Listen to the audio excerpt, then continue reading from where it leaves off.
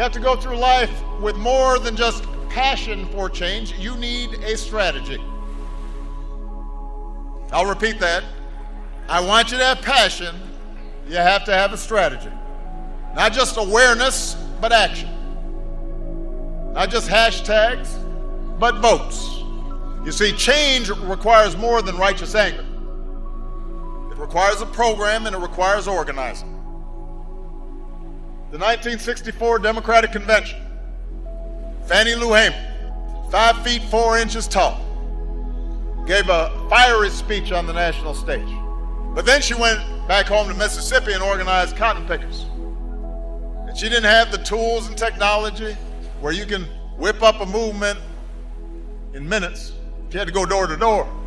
But to bring about structural change, lasting change, awareness is not enough.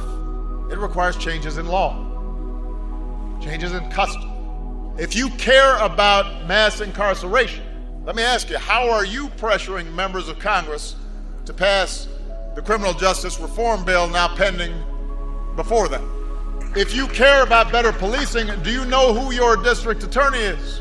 Do you know who your state's attorney general is? Do you know the difference? Do you know who appoints the police chief? And who writes the police training manual? Find out who they are, what their responsibilities are. Mobilize the community, present them with a plan, work with them to bring about change, hold them accountable if they do not deliver. Passion is vital, but you gotta have a strategy. And your plan better include voting. Not just some of the time, but all of the time. It is absolutely true that 50 years after the Voting Rights Act, there are still too many barriers in this country to vote. There are too many people trying to erect new barriers to voting. This is the only advanced democracy on earth that goes out of its way to make it difficult for people to vote. And there's a reason for that. There's a legacy to that. Change requires more than just speaking out. It requires listening as well.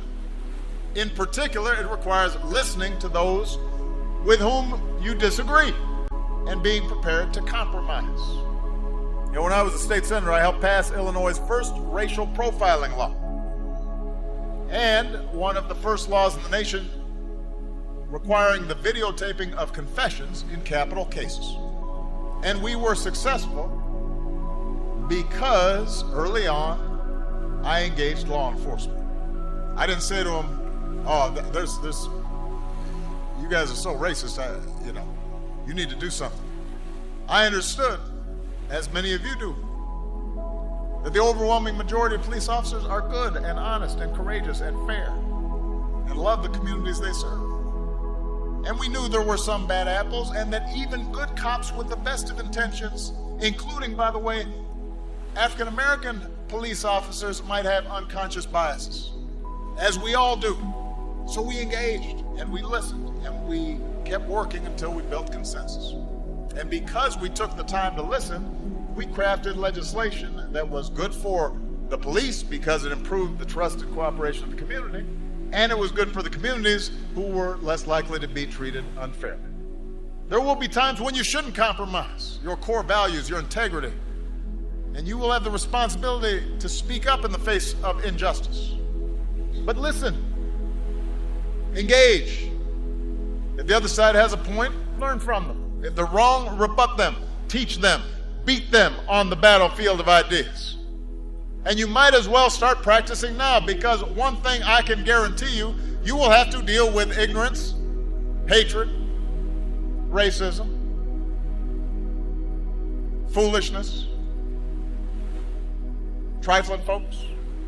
I promise you, you will have to deal with all that at every stage of your life.